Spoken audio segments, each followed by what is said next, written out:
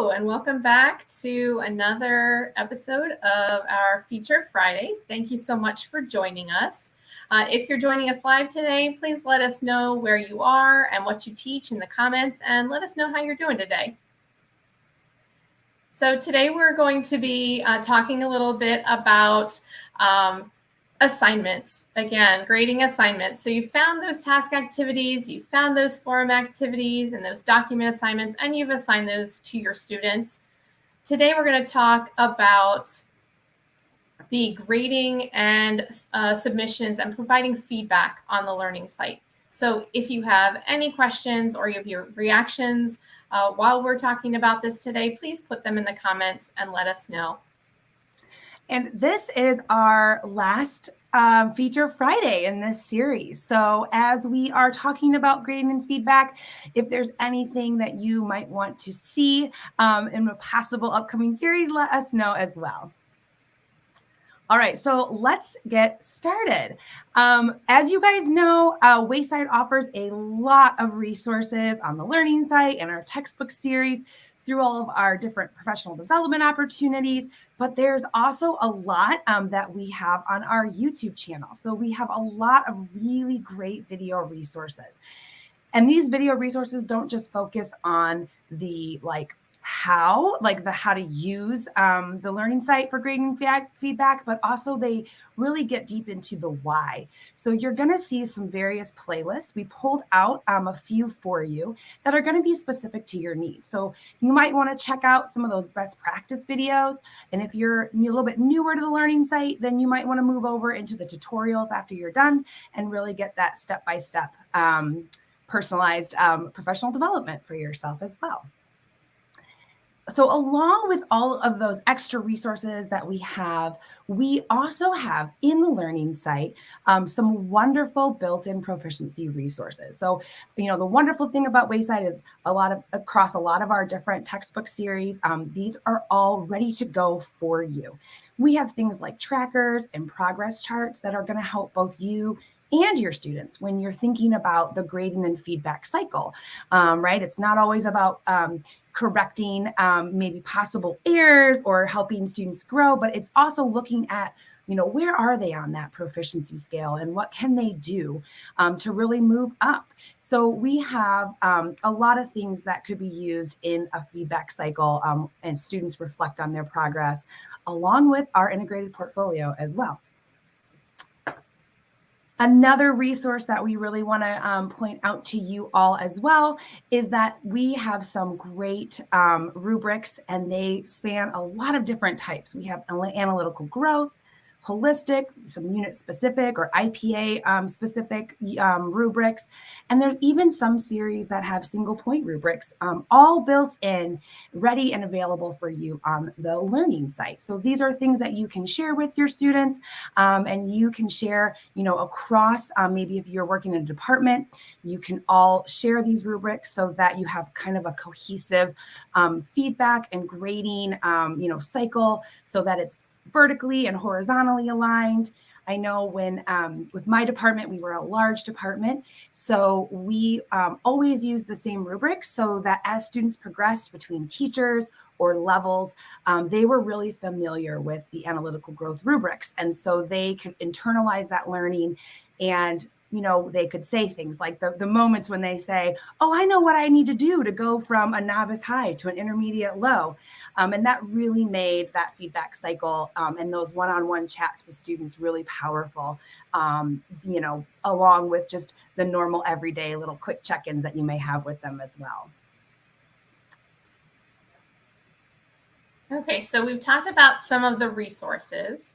Now let's get into talking about the grading and the feedback functionality on the learning site. So as you can see here, the color yellow for our notifications is pretty important. So you can see here, we've got the yellow on the notification bell that will let students and the teachers know that something has been completed or something has been assigned. That is a quick thing to look for when going in to do the grading. Also on the grades tab, you can see here that there's a yellow dot that is circled here. There's a yellow dot that lets the teacher know that something has been submitted and that the teacher needs to go in to grade it. Same thing on the assignments tab. You can see that there is a little yellow dot there so that the teacher knows to go in and do that, to look at that assignment and to give that feedback. Teachers on the grades tab can actually use a few different ways to get in to see that assignment. They can click on the cell to get into the grading and feedback window, or they can click on the title of the task to get into the grading and feedback window. If you haven't clicked on the task title in the grades tab, I highly suggest that you do that, because it gives you a really great overview of all your students' scores, whether there's been feedback left or not. And if you hover over a score, you can also see really great details like average, highest, all the different attempts. So there's some really great information if you're not familiar with clicking on the task title in the grades tab. Thank you for adding that, Tara. Those are some good things to know. It's one of my favorite places to go look for data. So once you click into one of those assignments to grade, you will land on the grading and feedback window. And you have the ability to provide audio, video, or written feedback. So most times we're familiar with that written feedback for students, but using that audio or video feedback might be something that is a little bit quicker for you. The students hear you in your own voice. If you have to add something about pronunciation for speaking, that's something they can hear you. And there's no need for an extension when you are submitting that audio and video feedback. You can, with your written feedback, you can use the highlight tool on those written submissions. And we talked a little bit about the highlight tool in one of our previous Feature Friday episodes. You can use that color-coded system, write your feedback there. And you can also, when you are looking at the grading and feedback window, you can see the various attempts, what students have submitted. So here you can see actually across the top, you see the various tabs that the students, showing how many times the students have submitted. A few of these show that a student either canceled an attempt or they didn't do so well on an attempt. You can go in and you can actually remove those attempts. So if you look at the bottom there, it tells you how many attempts the students completed, what the student completed, how long it took them. And then also, like I said, you can remove that attempt for a student and give them a chance to complete more attempts in the future if you want them to improve upon what they have done or the feedback that you have left. Maybe they are applying what they have heard from you. They're applying what they've learned about that feedback. And just, I know a popular thing right now is a lot of teachers send out surveys to their students, like, how do you want to get feedback? And I think something that's really great about our grading and feedback window is, like you said, Amy, it's all built in. There's no extension, so you don't have to worry about what do your students have access to or what do I have access to. But then also that we give those options right there. You know, maybe some students prefer audio feedback. Maybe some students really want to see your face, you know, but asking them is a really popular thing. And then the learning site gives you those 3 different options, which I think is really powerful. Yes, absolutely.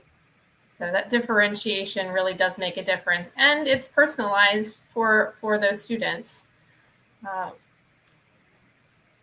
So if you're looking here, again, you can see the audio video feedback and really neat feature when it comes to those audio submissions. So when students are the students have submitted the either audio or video submission in response to a prompt, the teacher can download, teachers and students can download those student submissions. And when providing feedback, teachers can give time-stamped comments, which is something that I think is really, really, it would be fabulous to have as a student, to know exactly where you need to go. You know exactly what the teacher is talking about in the moment of where to either it's positive or something to improve upon for the next time, but just knowing exactly where to go in that file where the students would need to listen. So it's very clear. Yeah, and I think it's a real time saver, especially you don't have to write like At the Oh, 1 yes. minute, 10-second mark, you said this. So like it really speeds things up. And I think about, getting students used to that at level 1 when maybe their recordings are real short. But then as they progress and they start getting to those higher levels, they're going to have longer recordings. And so that's really going to be a time saver for teachers and for students, like you said, and really pinpoint that feedback that you've given them at that moment in time. Yes. Okay, so to kind of round things out, we've talked about, our grades tab and our task activities, but there's also really good feedback tools on our forums. And so what we offer on the forums, which was my personal favorite, are our reactions. I love our reactions, which makes students feel that you can engage with them, maybe not necessarily write a big, long response, but a quick reaction. My personal favorite is the owl, of course, but there's like a there's an owl. And just those little kind of emojis can mean a whole lot, right? We know that emojis are really powerful. So those reactions are awesome to have on the forum. Now, it's only available for teachers, but students and teachers can write written replies. They can quote text. They can also, of course, use that awesome toolbar to make the text colored, and they can add different, files, and they can link. They can also do video and audio comments as well. So again, with that differentiation, just like we saw in the feedback for the grading and feedback window, you also have those same tools here. So maybe a student wants to leave a video comment or an audio comment more than a written comment. We don't know. But those tools are also available on the forums.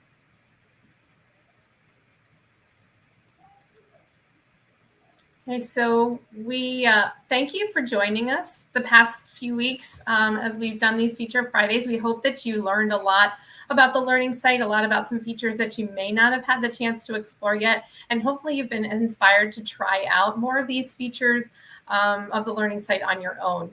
So if you are interested in perhaps a webinar series or some more helpful hints, let us know.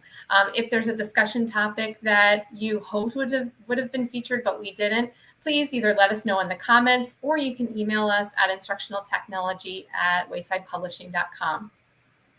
And of course, as you guys know, we also have that help menu on the learning site, which is going to give you lots and lots of links to wonderful resources, video tutorials, our FAQs, our contact information, and that feedback button. So please feel free, let us know through that feedback button, some of the things that you love, some of the things that are on your wish list. And like Amy said, right, we also have a ton of different opportunities. We have current webinar series. We have our awesome podcast. So be sure to go to our website, the Wayside Publishing website, and you can explore all the other opportunities that we have as well on that site. Well, again, we thank you for joining us, and we wish you well. See you soon. Have a great day.